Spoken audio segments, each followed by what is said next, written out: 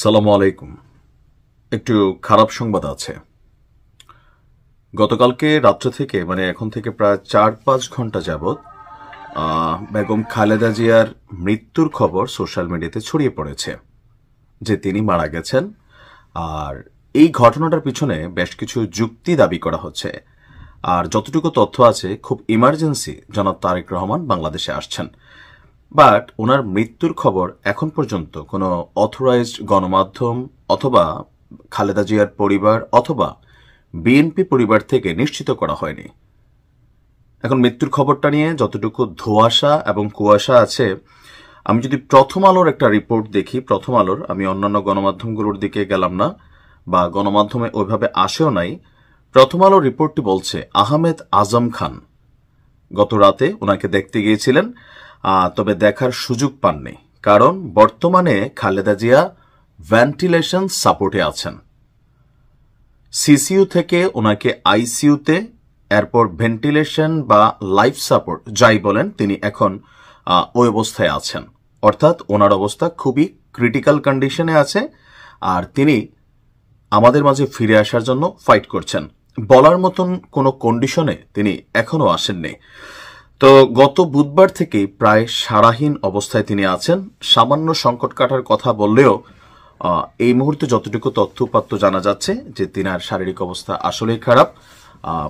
কথা বলতে পারেন না, আমাদের সোজা ভাষায় যেটা বলা হয় জব বন্ধ হয়ে যাওয়া থাকে না, আমাদের লোকাল এরিয়াতে বলে যে জব বন্ধ হয়ে গেছে।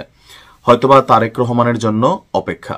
তো তারেক রহমানের জরুরি ভিত্তিতে দেশে আসার খবর আমরা পেয়েছি সালাউদ্দিনের মাধ্যমে, বিএনপির যিনি কেন্দ্রীয় কমিটির নেতা আছেন। তিনি বলেছেন যে খুব শীঘ্রই ইমার্জেন্সি জনাব তারেক রহমান দেশে আসছেন। এখন সেই দেশে আসা পর্যন্ত কি বেগম খালেদা জিয়ার দেহ লাইফ সাপোর্টে থাকবে? কারণ লাইফ সাপোর্টে এক ধরনের অর্থ হচ্ছে যে শরীরের স্বাভাবিক যে প্রক্রিয়া, আমরা কথা বলি বা দেখি, চিনি, বুঝি, সেইখান থেকে সরে গিয়ে মেশিনের মাধ্যমে শরীরটাকে এক ধরনের জীবিত রাখা হয়। আমাদের গ্রামের ভাষায় বলে যে আসলে দম নাই, তারপরেও মেকানিজমের মাধ্যমে, মেশিনের মাধ্যমে হয়তো শরীরটাকে সচল রাখা হয়, ফুসফুসকে সচল রাখা হয়। তবে আনুষ্ঠানিকভাবে ওনাকে এখনো ডাক্তার অথবা ওনার পরিবার অথবা বিএনপি পরিবার থেকে মারা গেছেন এমন কথা এখনো আসলে ঘোষণা করা হয়নি। আর গেল রাতে হঠাৎ করে বেগম খালেদা জিয়ার এভারকেয়ার হাসপাতালের সামনে ব্যাপক নিরাপত্তা, আপনি দেখছেন যে ট্রাক, তারপর হচ্ছে ব্যারিকেড, পুলিশের পক্ষ থেকে নানান ধরনের অ্যাক্টিভিটিস, এগুলা দেখেও জনমনে একটা প্রশ্ন তৈরি হয়েছে, সম্ভবত তিনি মারা গেছেন। এখন তিনি এই খবরটা চাউর হলে সেখানে মুহূর্তের মধ্যে লাখ লাখ না কোটি মানুষের একটা সমাগম ঘটবে। এই ভিড়টাকে পুলিশ সামলাইতে হলে সেখানে অতিরিক্ত নিরাপত্তা দরকার লাগবে। আবার কেউ কেউ বলছেন গতকালকে ওনাকে ভিআইপি হিসাবে যেই মূল্যায়ন করা হয়েছে বা প্রজ্ঞাপন জারি করা হয়েছে যে তিনি রাষ্ট্রের অতি গুরুত্বপূর্ণ একজন ব্যক্তি, এবং খালেদা জিয়ার পরিবার সহ খালেদা জিয়াকে এসএসএফ এর নিরাপত্তা দেওয়ারও ঘোষণা করা হয়েছে।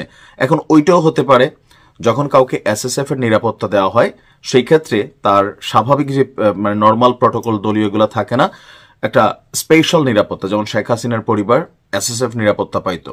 তো জনাব তারেক রহমান তিনি যদি দেশে আসেন, তিনিও এসএসএফ এর প্রটোকল পাবেন। আর তারেকের দেশে আসার জন্য এখানে যতটুকু আমরা দেখছি যে ওনার জন্য বুলেট প্রুফ গাড়ি, ওনার নিজস্ব যে সিকিউরিটি, পাশাপাশি হচ্ছে এসএসএফ নিরাপত্তা, ওনার বাড়িতে, বাসভবনে বা জিয়া পরিবারের সাথে এই মুহূর্তে যারাই আছেন তাদেরকেও কিন্তু অতিরিক্ত নিরাপত্তা দেওয়া হবে। তবে সবশেষ আমরা যদি এক কথায় বলি, বেগম খালেদা জিয়া সম্ভবত আর বেশিক্ষণ বা বেশি দিন বাঁচবেন না যদি লাইফ সাপোর্ট থেকে বের করা হয়। কারণ অনেক সময় লাইফ সাপোর্টে থাকা মানে হচ্ছে আমরা মেশিনারিজ, যন্ত্রপাতির মাধ্যমে বেঁচে আছেন, আসলে বেঁচে নাই। এখন এটা আনুষ্ঠানিক ঘোষণা লাগে। সো গতকালকে রাত্র থেকে যারা দেখছেন খবরগুলো যে মারা গেছেন, এটা আসলে শতভাগ সঠিক না। যেহেতু তিনি এখনো ভেন্টিলেশনে আছেন, লাইফ সাপোর্টে আছেন, তিনি এখনো আমরা ধরে নিতে পারি জীবিত আছেন। জনাব তারেক রহমান আসলে হয়তো বা পরবর্তী আপডেট আমরা পাবো, বা আজকের দিনেও হতে পারে যে এই খবরটা চলে আসতে পারে। তবে আল্লাহ ওনাকে সুস্থ করে ওনার সন্তানকে এক নজর দেখার মতন তৌফিক দান করুক। রাজনীতির জন্য ওনার আর কোন রকম কিছুই নেই এই মুহূর্তে, একমাত্র সন্তান বা তার পরিবার যারা আছেন। ভালো থাকুন। আসসালামু আলাইকুম।